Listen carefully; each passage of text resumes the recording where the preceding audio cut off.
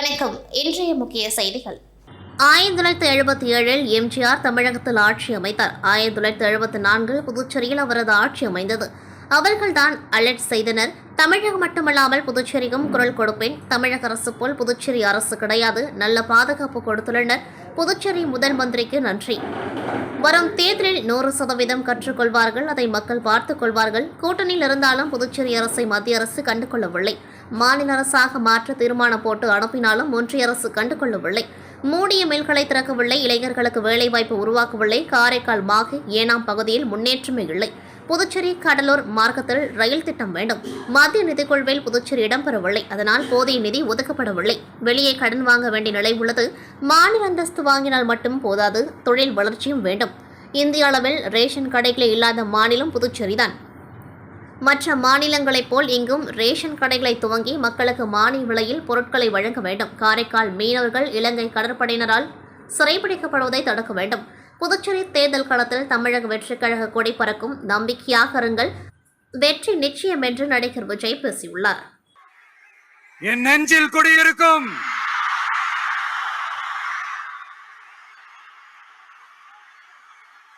புதுச்சேரி மக்கள் உங்கள் அனைவருக்கும் என்னுடைய வணக்கம். வணக்கம் வணக்கம். எல்லாரும் எப்படி இருக்கீங்க?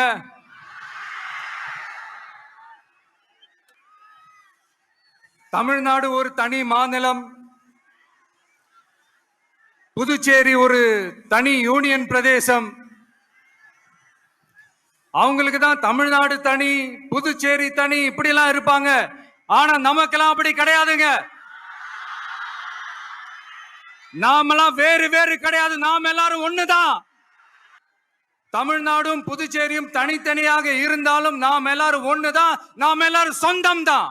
வேற வேற வீட்டுல, வேற வேற ஊர்ல, வேற நாட்டுல, வேற ஸ்டேட்ல இருக்கிறதுனால நாம் எல்லாரும் சொந்தங்கள் இல்லைன்னு ஆயிட முடியுமா? அது எப்படி முடியும்? இப்ப பாத்தீங்களா, ஒருத்தருக்கு ஒருத்தர் பார்த்துக்கும் போது அந்த பாச உணர்வு, அதுதாங்க, அது மட்டும்தான். அது இருந்துட்டாலே போதும், வேற எதுவுமே தேவையில்லை. அதனால தமிழ்நாடு, புதுச்சேரி, கேரளா, கர்நாடகா, ஆந்திரா மட்டும் இல்ல, உலகத்துல எந்த மூலையில நம்ம வகைரா இருந்தாலும் அவங்க எல்லாருமே நம்மளோட உயிர் தான், அவங்க எல்லாருமே நம்மளோட உறவு தான். புதுச்சேரினாலே உடனே ஞாபகத்துக்கு வர்றது மணக்குள விநாயகர், அரவிந்தர் ஆசிரமம், வில்லியனூர் மாதான் சொல்லி இவங்க எல்லாரும் ஞாபகத்துல வருவாங்க. அது மட்டும் இல்ல, மகாகவி பாரதியார் அவர்கள் இருந்த மண், பாவேந்தர் பாரதிதாசன் அவர்கள் பிறந்த மண். தமிழக வெற்றிக் கழக தலைவர் நடிகர் விஜய் புதுச்சேரியில் மக்கள் சந்திப்பு பொதுக்கூட்டத்தில் கலந்து கொண்டு உரையாற்றினார். இதனிடையே பொதுக்கூட்டத்தில் பங்கேற்க காவல்துறை தரப்பில் தமிழக வெற்றிக் கழக கட்சியினர் 5000 பேருக்கு மட்டுமே அனுமதி அளிக்கப்பட்ட நிலையில் திறந்த வேனில் சுமார் 15 நிமிடம் மட்டுமே நடிகர் விஜய் உரையாற்றினார். இந்நிலையில் தமிழக வெற்றிக் கழக தலைவர் நடிகர் விஜயின் உரையை புதுச்சேரி முதலமைச்சர் ரங்கசாமி செல்போனில் கண்டு ரசித்தார்.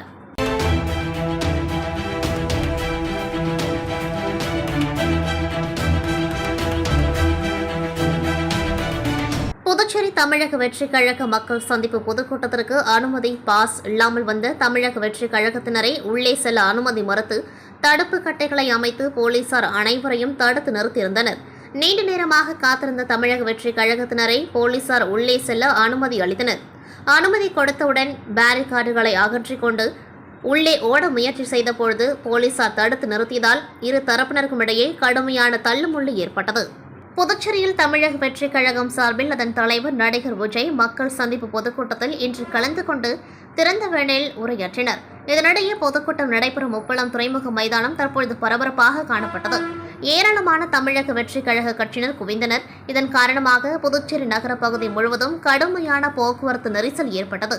இதனால் மாணவர்கள் பள்ளிக்கு செல்வதில் மிகுந்த சிரமம் ஏற்பட்டது. புதுச்சேரியில் வழக்கமாக பள்ளிகள் 9 மணிக்கு துவங்கப்படும். இந்நிலையில் தற்பொழுது 9:40 மணியை கடந்தும் மாணவர்கள் போக்குவரத்து நெரிசலில் சிக்கி பள்ளிக்கு செல்ல முடியாமல் தவித்து வந்தனர். மேலும் அலுவலகம் மற்றும் வேலைக்கு செல்லக்கூடிய பொதுமக்களும் தொடர்ந்து கடுமையான நெரிசல் காரணமாக அவதியடைந்து வந்தனர்.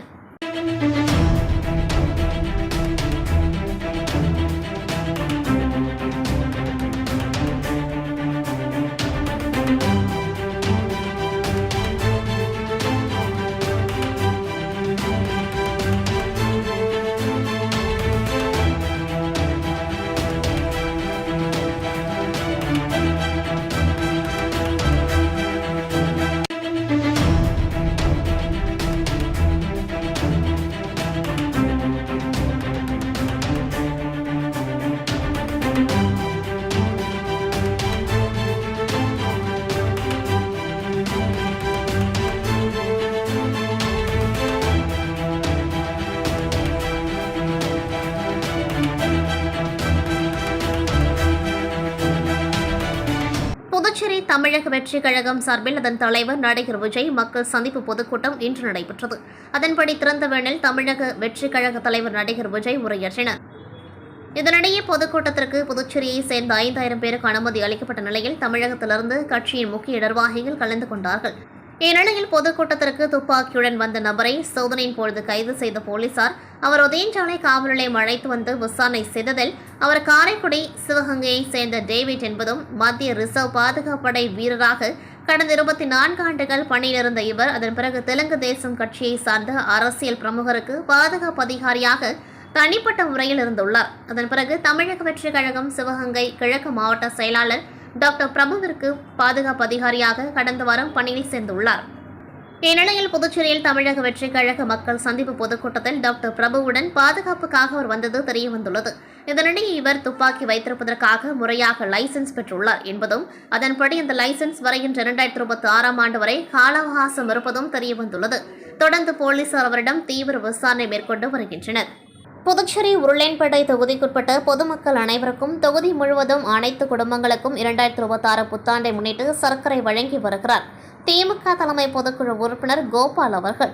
அதன் தொடர்ச்சியாக இன்று உருளையன்பேட்டை தொகுதிக்குட்பட்ட ஒத்தவாடை வீதி, அம்மன் கோவில் வீதி, செங்குந்தர் வீதி, மாரியம்மன் கோவில் வீதி மற்றும் அதனை சுற்றியுள்ள பகுதிகளில் உள்ள அனைத்து குடும்பங்களுக்கும் உருளையன்பேட்டை தொகுதி திமுக பொறுப்பாளரும் திமுக தலைமை பொதுக்குழு உறுப்பினருமான கோபால் அவர்கள் கிறிஸ்துமஸ், புத்தாண்டு மற்றும் பொங்கல் வாழ்த்து கூறி பகுதி மக்கள் அனைவருக்கும் 2026 வருட காலண்டர் மற்றும் சர்க்கரை வழங்கினர்.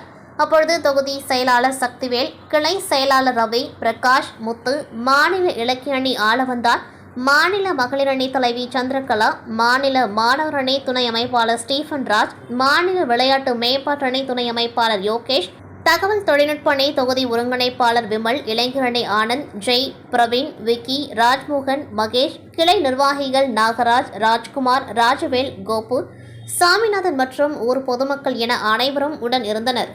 புதுச்சேரி மாநிலம் காரைக்காலில் உள்ள ஐயப்ப பக்தர்கள் ஒருங்கிணைந்த ஸ்ரீ ஐயப்ப தர்மா சேவா சங்கம் சார்பில் சபரிமலை சன்னிதானம் மற்றும் எரிமேலி ஆகிய இடங்களில் வரும் 10ஆம் தேதி முதல் அடுத்த மாதம் 10ஆம் தேதி வரை என 30 நாட்கள் ஐயப்ப பக்தர்களுக்கு அன்னதானம் அளிக்கும் வகையில் அதற்கு தேவையான அரிசி, பருப்பு, எண்ணெய், நெய், புளி உள்ளிட்ட பொருட்களை வருடம் அனுப்பி வைக்கப்படுகிறது. அதன்படி இந்த வருடம் 6 லட்சம் மதிப்புள்ள அரிசி, பருப்பு வகைகள் போன்ற சமையலுக்கு தேவையான பொருட்களை காரைக்காலில் உள்ள ஐயப்ப பக்தர்களிடம் கைங்கரியமாக பெற்று அதனை லாரி மூலம் அனுப்பி வைத்தனர். உணவுப் பொருட்கள் அனுப்பி வைக்கும் நிகழ்ச்சியில் கோவில்கள் நிர்வாக அதிகாரி காளிதாசன் உள்ளிட்ட ஸ்ரீ ஐயப்ப சேவா சங்க குழுவினர் மற்றும் ஏராளமான ஐயப்ப பக்தர்கள் கலந்து கொண்டு பொருட்களை அனுப்பி வைத்தனர்.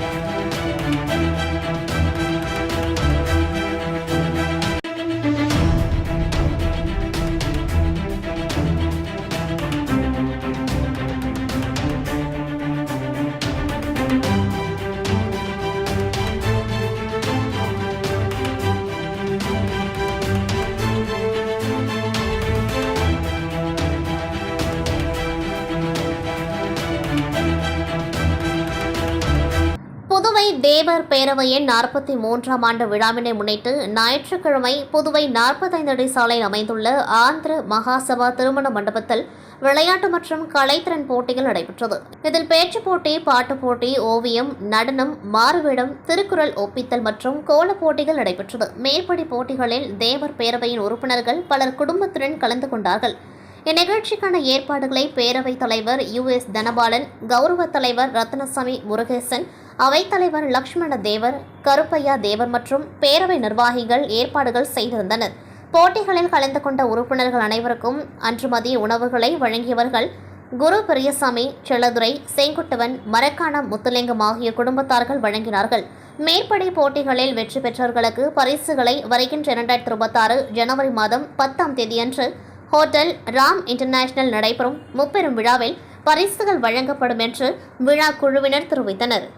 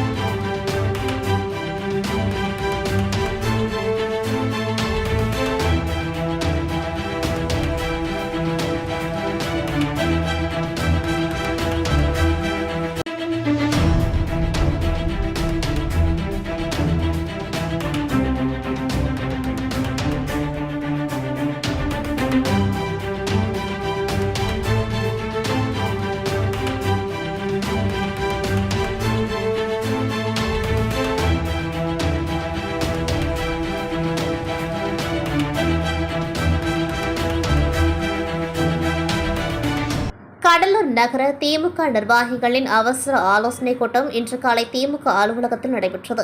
கூட்டத்திற்கு கடலூர் நகர திமுக செயலாளர் ராஜா தலைமை தாங்கினார். எம்எல்ஏ ஐயப்பன், நகர மேயர் சுந்தரி ராஜா, முன்னாள் எம்எல்ஏ புகழேந்தி சிறப்பு விருந்தினர்களாக பங்கேற்று பேசினர்.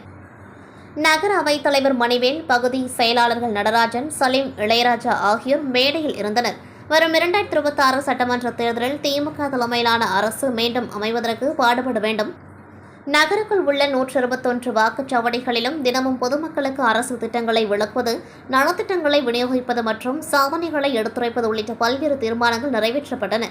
கூட்டத்தில் மாநகரணி துணை அமைப்பாளர் பாலாஜி, தகவல் தொழில்நுட்ப பிரிவு வழக்கறிஞர் கார்த்திக், நகர துணை செயலாளர் சுந்தரமூர்த்தி, மண்டல குழு தலைவர் பிரசன்னா, நகர்மன்ற உறுப்பினர்கள் பிரகாஷ், தமிழரசன், விஜயலட்சுமி, செந்தில், கவிதா, ரகுராமன் உட்பட பலர் கலந்து கொண்டார்கள்.